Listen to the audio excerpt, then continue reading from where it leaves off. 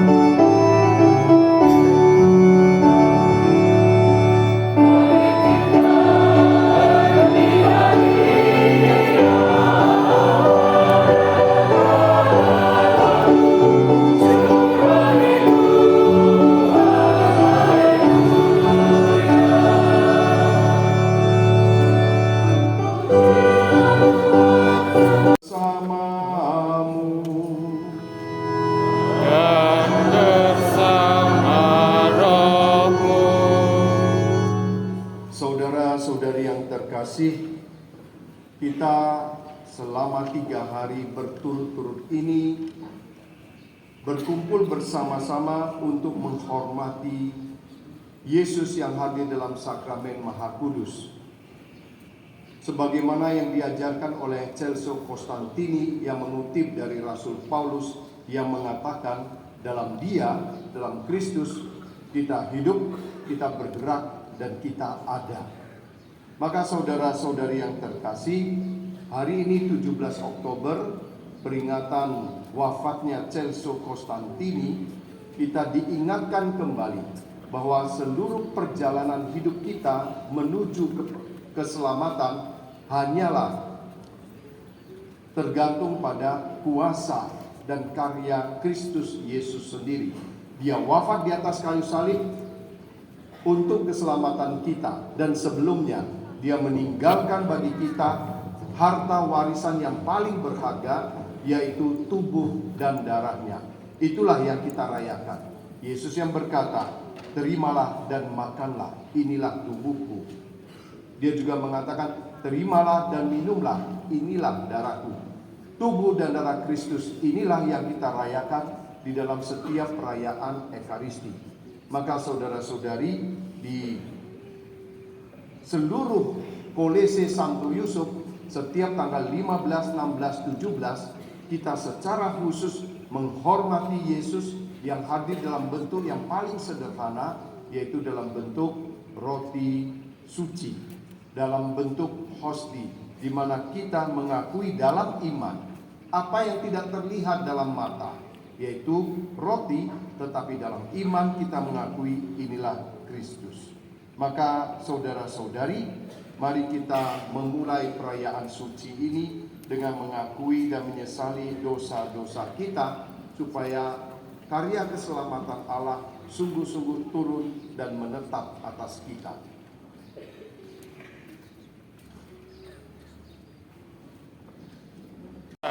Dan kepada saudara sekalian, bahwa saya telah berdosa dengan pikiran dan perkataan, dengan perbuatan dan kelalaian. Saya berdosa, saya sungguh berdosa. Oleh sebab itu saya mohon kami, Tuhan, kasihanilah kami. Kemuliaan kepada Allah di surga. Kepada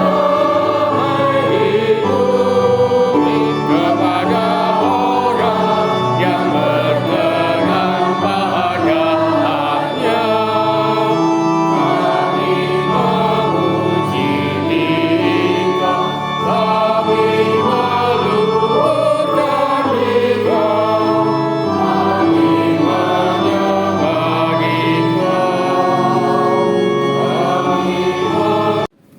Pembacaan dari Kitab Keluaran. Ketika Musa turun dari Gunung Sinai dan memberitahukan kepada bangsa Israel segala firman dan peraturan Tuhan, maka seluruh bangsa itu menjawab serentak, segala firman yang telah diucapkan Tuhan itu akan kami laksanakan. Musa lalu menuliskan segala firman Tuhan itu. Keesokan harinya, pagi-pagi, didirikannyalah mezbah di kaki gunung itu, dengan 12 tugu sesuai dengan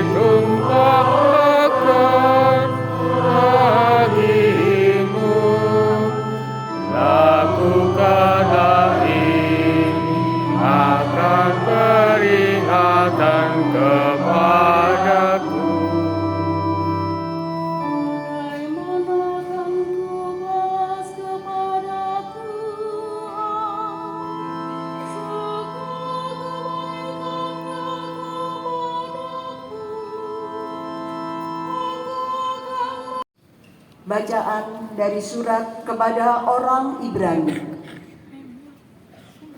Saudara-saudara terkasih, Kristus telah datang sebagai Imam Agung demi kesejahteraan masa yang akan datang. Ia telah melintasi kemah yang lebih besar, pelunasan yang kekal. Sebab jika darah domba dan lembu jantan dan percikan aku lembu muda mampu menguduskan mereka yang najis, sehingga mereka disucikan secara lahiriah, betapa lebihnya darah Kristus yang atas dorongan Roh abadi telah mempersembahkan dirinya sendiri kepada Allah sebagai persembahan yang tidak bercacat. Betapa darah ini akan menyucikan hati nurani kita dari perbuatan-perbuatan yang sia-sia, supaya kita dapat beribadah kepada Allah yang hidup.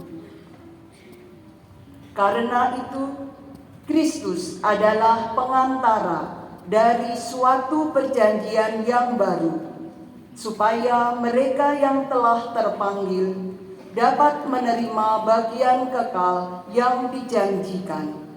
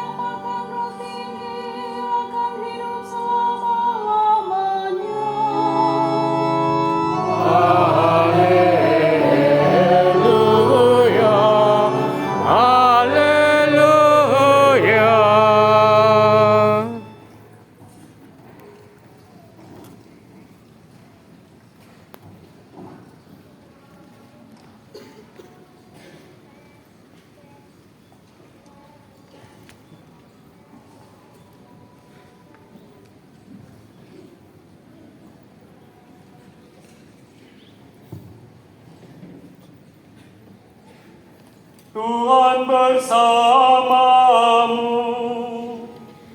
Dan bersama rohmu. Inilah Injil suci menurut Markus.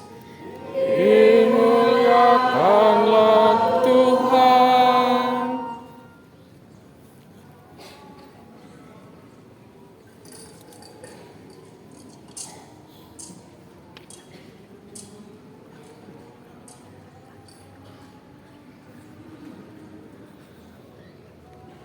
Pada hari pertama dari hari raya roti tidak beragi, pada waktu orang menyembelih domba Paskah, murid-murid Yesus berkata kepadanya, "Kemana engkau kehendaki kami pergi untuk mempersiapkan perjamuan Paskah bagimu?" Lalu Yesus menyuruh 2 orang muridnya dengan pesan, "Pergilah ke kota. Di sana seorang yang membawa kendi berisi air akan menemui kamu. Ikutilah dia dan katakanlah kepada pemilik rumah yang dimasukinya, 'Guru berpesan, di manakah ruangan yang disediakan bagiku untuk makan Paskah bersama dengan murid-muridku?' Lalu orang itu akan menunjukkan kepadamu sebuah ruangan atas yang besar yang sudah lengkap dan tersedia. Disitulah kamu harus mempersiapkan perjamuan Paskah untuk kita." Kedua murid itu pun berangkat, dan setibanya di kota, mereka mendapati semua seperti yang dikatakan Yesus kepada mereka. Lalu mereka mempersiapkan Paskah. Ketika Yesus dan murid-muridnya sedang makan, Yesus mengambil roti, memberkati, memecah-mecahkannya, lalu memberikannya kepada para murid seraya berkata, "Terimalah, inilah tubuhku." Sesudah itu ia mengambil piala, mengucap syukur, lalu memberikannya kepada para murid, dan mereka semua minum dari piala itu. Dan Yesus berkata kepada mereka, "Inilah darahku, darah perjanjian yang ditumpahkan bagi semua orang. Sesungguhnya aku berkata kepadamu, aku tidak akan minum lagi hasil pokok anggur sampai pada hari aku meminumnya yang baru, yaitu dalam kerajaan Allah." Sesudah menyanyikan lagu pujian, pergilah mereka ke Bukit Zaitun.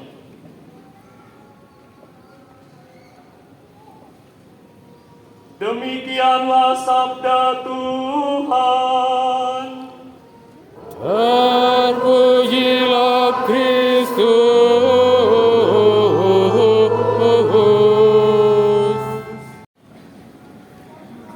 Saudara-saudari yang terkasih, harta apa yang paling berharga, yang pantas, dan yang selalu dicari oleh banyak orang di dunia? Barangkali kita bisa mengatakan ada banyak. Mungkin ada yang bisa menyebutnya adalah kekayaan material. Ada juga yang mengatakannya kesehatan. Ada juga yang mengatakannya segala sesuatu yang diinginkan yang bisa dipenuhi. Saudara, itulah manusia yang kerap kali dengan cara berpikir dan cara pandang yang keliru mencari apa yang ada di dunia. Dan apakah kalau orang sudah mendapatkannya, dia akan senang dan akan merasa puas? Barangkali iya, tetapi sesaat saja. Setelah menikmati sejenak harta dunia yang didapatkan dengan segala macam upaya, toh akhirnya merasa ada yang kurang. Mengapa? Karena kita tahu seluruh dunia pun tidak akan bisa memuaskan keinginan hati kita. Karena kita lupa mencari apa yang paling penting, yaitu siapa yang menciptakan dunia. Kalau kita mendapatkan Tuhan yang menciptakan dunia, maka kita tidak lagi merasa kurang terhadap apa yang dapat dunia berikan kepada kita. Dan inilah yang kerap kali dilupakan oleh dunia. Maka saudara-saudari, di Kolese Santo Yusuf setiap tahun kita mengadakan Triduum Sakramen Maha Kudus. Kita mengadakan doa, mengadakan misa untuk mengingatkan kepada kita semua bahwa dunia ini tidak bisa memberikan segalanya untuk memuaskan kita, tidak membuka seluruh diri kita, bahkan pikiran kita, bahkan nalar kita untuk seperti Bunda Maria yang bisa berkata, "Terjadilah padaku menurut perkataanmu." Tetapi firman Allah tidak berhenti di situ. Firman Allah yang adalah Yesus, sebelum dia meninggalkan dunia, dia mewariskan kepada kita yang paling berharga, yaitu apa?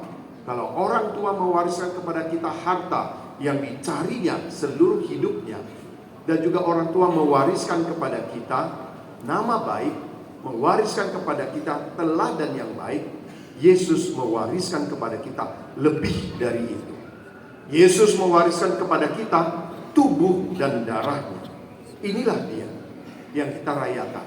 Yesus mengambil roti, mengucap syukur dan berkata, "Inilah tubuhku yang diserahkan bagimu. Makanlah." Maka kita semua diajak setiap kali mengikuti perayaan Ekaristi memandang roti yang lewat kata-kata Yesus sendiri. Inilah tubuhku, ambillah dan makanlah. Inilah tubuhku yang diserahkan bagimu. Maka dalam perayaan Ekaristi, hosti kemudian diangkat dan kita semua memandang. Mata kita tidak mampu memandang dengan tepat ini adalah roti, tetapi iman kita memandang dan berkata, ya Tuhanku dan Allahku. Inilah sungguh-sungguh tubuh Kristus.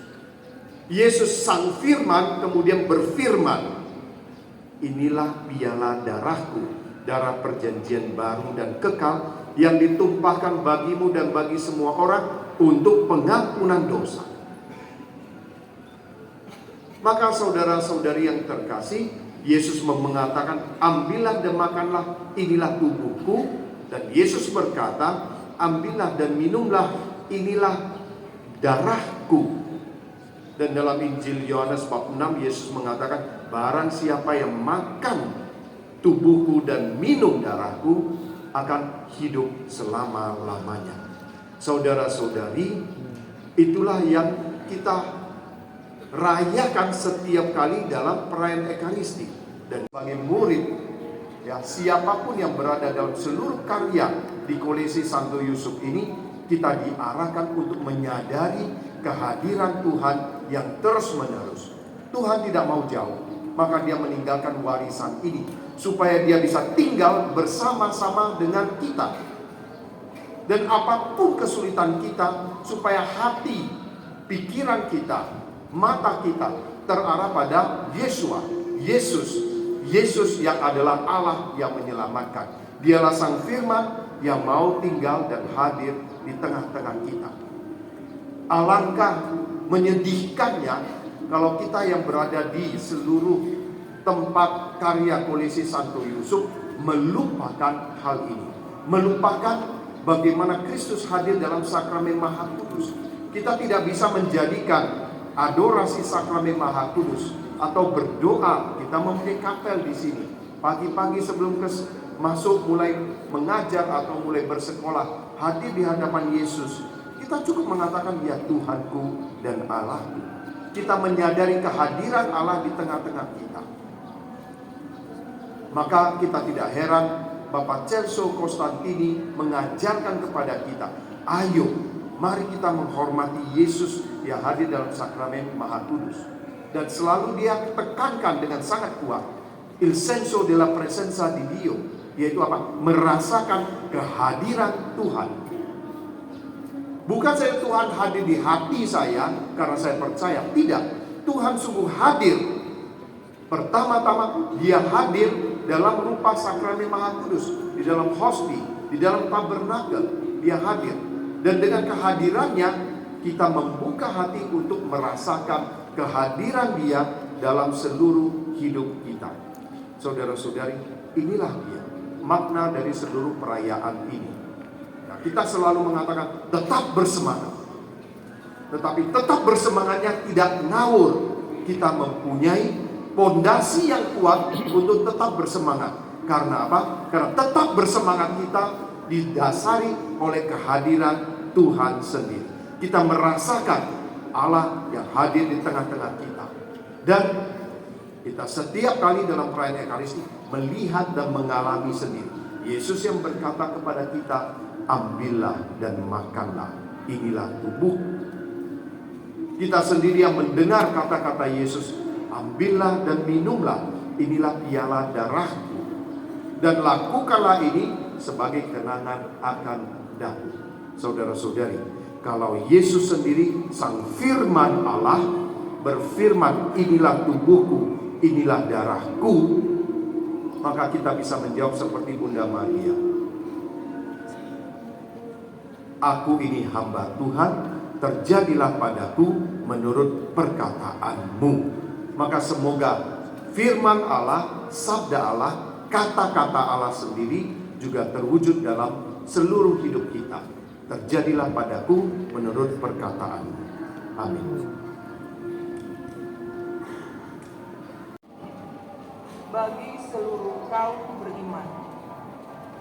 Semoga perjamuan Ekaristi yang setiap kali kita rayakan memberi kekuatan nyata untuk meningkatkan pengabdian kita kepada Tuhan dan sesama kita. Marilah kita mohon. Kabulkanlah doa kami ya Tuhan. Bagi sanak saudara yang sedang menghadapi ajal, semoga sanak saudara kita yang sedang menghadapi ajalnya diperkenankan Tuhan untuk menyambut tubuh Kristus sebagai bekal serta Kabulkanlah doa kami ya Tuhan. bagi kongregasi murid-murid Tuhan. Semoga kongregasi murid-murid Tuhan semakin berkembang dan setia mewartakan Injil seturut teladan Celso Konstantini. Marilah kita mohon. Kabulkanlah doa kami ya Tuhan. Bagi Yayasan Kolose Santo Yusuf, semoga keluarga besar Yayasan Kosayu mampu bekerja sama dalam mewujudkan pendidikan yang baik dan benar bagi masyarakat. Marilah kita mohon. Kabulkanlah doa kami ya Tuhan. Bagi kita semua, semoga kita semakin mencintai Ekaristi, tekun mengikuti perayaan Ekaristi sepenuh hati, dan rajin menghayati doa-doa devosi Ekaristi sebagai kekuatan untuk berbuat baik dan hidup suci. Marilah kita mohon. Kabulkanlah doa kami ya Tuhan. Bagi kepentingan diri kita masing-masing.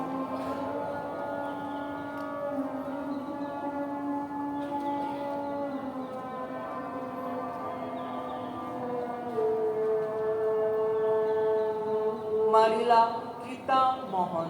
Kabulkanlah doa kami ya Tuhan. Allah Bapa yang Maha Kudus, inilah roti dan anggur, sari gandum dan sari buah anggur, satu-satunya persembahan gerejamu. Kami mohon semoga Engkau berkenan mendengarkan doa-doa kami yang kami persembahkan kepadamu bersama dengan Yesus Kristus Putramu, Tuhan dan pengantara kami. Amin.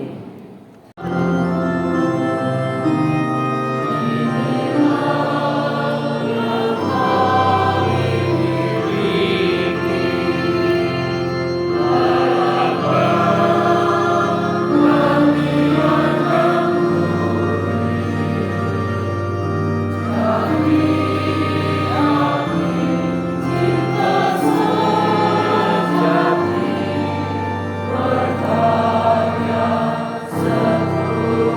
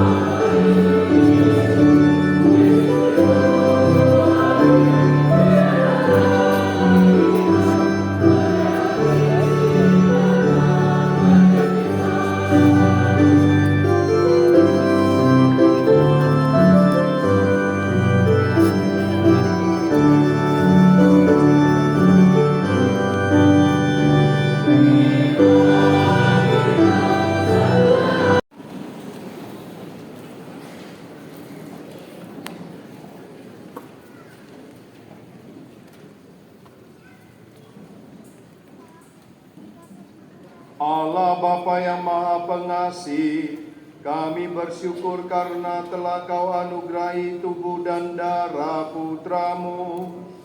Kami mohon, ajarilah kami memahami dan menghayati bahwa Engkau selalu hadir di tengah-tengah kami, serta senantiasa mendampingi kami, sehingga apa yang kami lakukan untuk mengenangkan Dikau menjadi titik permulaan perjamuan abadi dengan pengantaraan Kristus Tuhan kami.